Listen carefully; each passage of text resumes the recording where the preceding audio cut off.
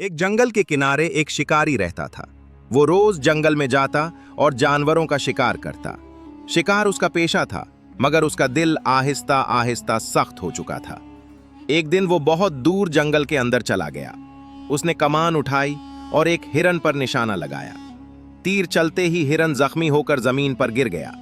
शिकारी खुशी से आगे बढ़ा, मगर जैसे ही उसने हिरन की आंखों में देखा, वो चौंक गया। हिरन की आंखों में खौफ और दर्द था, मगर साथ ही एक खामोश सवाल भी था। उसी वक्त शिकारी ने देखा कि हिरन के पास उसका नन्हा सा बच्चा खड़ा था, जो अपनी मां के गिर्द घूम रहा था। शिकारी का हाथ कांपने लगा। उसके दिल में पहली बार नदामत ने जगह बनाई। उसे अपनी मां याद आ गई और उसने सोचा, अगर कोई मेरे घर को उजाड़ दे तो। उसने फौरन अपना तीर नीचे रख दिया, हिरन की मरहम पट्टी की और उसे पानी पिलाया।